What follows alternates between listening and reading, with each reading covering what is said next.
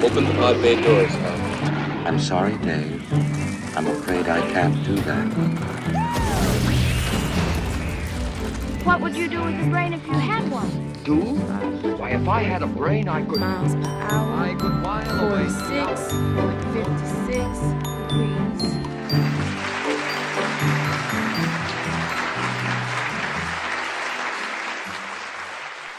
Thank you, Richard. So thank you very much. I'm very honored to be here. I promise this will not be long, but I've been asked to introduce this wonderful film. And I wanted to start out with being an old person and retired. I'm on Facebook. And I love Facebook. So I got to send out to all my Facebook friends that this film has overtaken Star Wars Rogue One as #1 film in the country. And I was so thrilled about that because, well, there is special effects, people going into space, but it's a different sensibility. So I thought I'd start out by telling you a little bit about these women, just mentioning a few things about them to kind of flesh it out a little bit. You'll see in the film that they're all pioneers in their own right. And you'll see that Taraji P. Henson is playing Katherine G. Johnson. Now, Katherine G. Johnson is still alive. She's almost 100 years old. And in 2015, President Obama gave her the Medal of Freedom, the highest civilian honor that he could give. But she was super bad. A mathematician and a physicist. And she's not only involved in the Mercury missions, which you'll see about then, but she was also involved in Apollo 11, John Glenn in 1969. She worked at NASA from 1958 to 1986.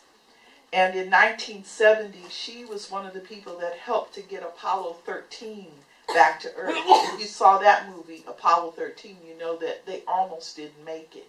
Well, she was one of the people who reconfigured the math so that they could find a trajectory to get back to Earth.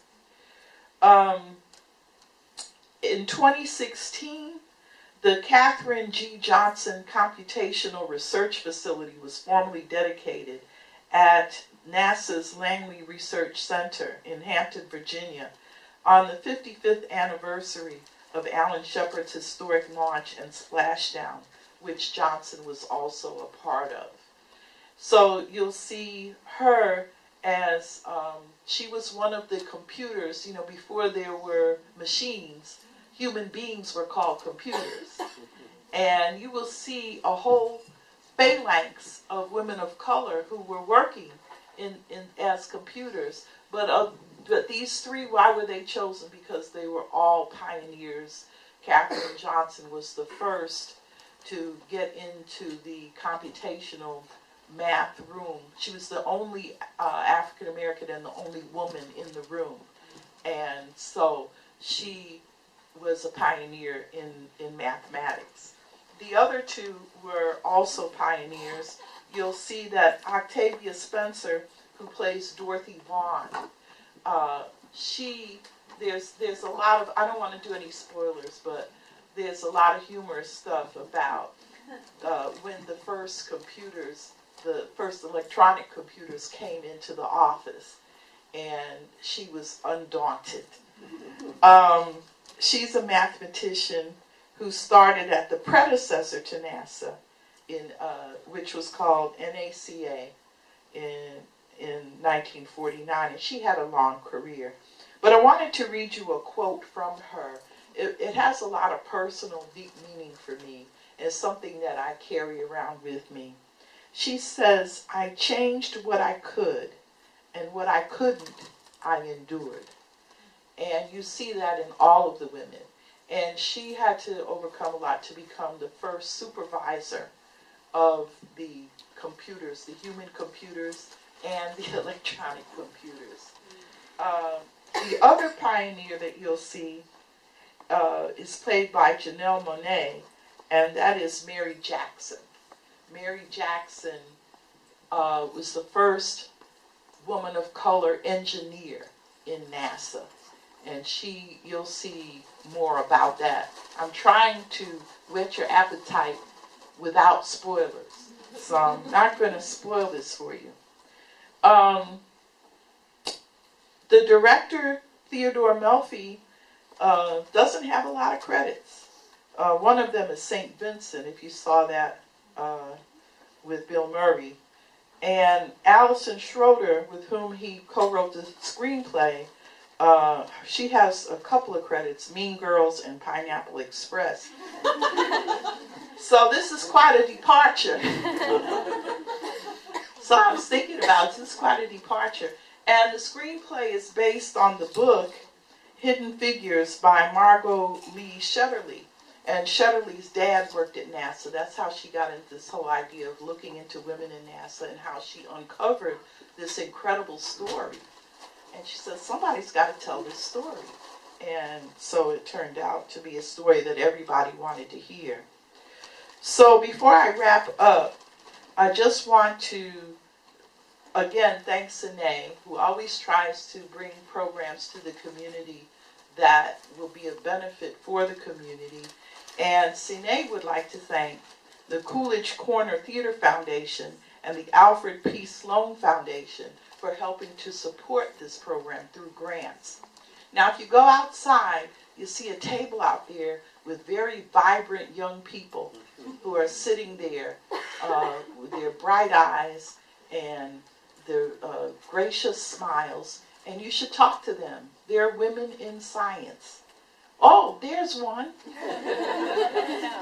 And she's going to say something, but let me wrap up by saying, from my part, we've seen a lot of films about the 1950s and 60s, my formative period in life, such as Selma, Fences, Loving, all excellent films. But what for me makes Hidden Figures different is, first of all, it shows not a special thing like a Supreme Court case or a movement with hundreds of people marching.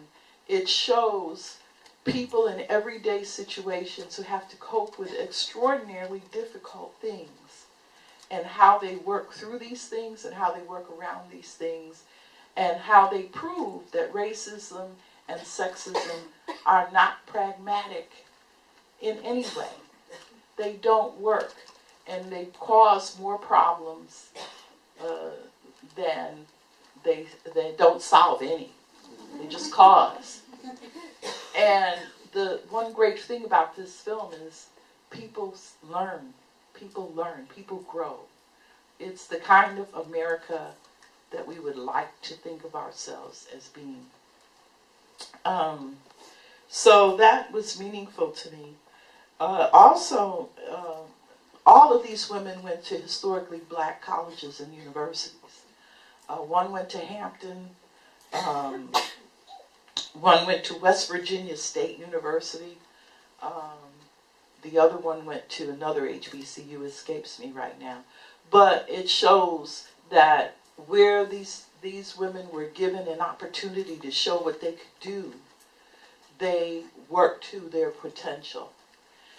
Interestingly enough, I saw a program last week with the first 3 graduates of UGA, African-American graduates, who started as freshmen and went through the whole 4 years. And they graduated in 1966. One of the women was a scientist. She's also in mathematics and science. And when she talks about her odyssey as a woman of color and as a woman in all of these classes with all men and the treatment by the professors, it's amazing what women have had to overcome. But the third thing I want to say is that you see a community. These women didn't exist in a vacuum. They had families. They had community organizations. They had church picnics. They had kids to send to school. They had husbands to argue with. And this they were complete human beings, not just symbols. And so that's very meaningful.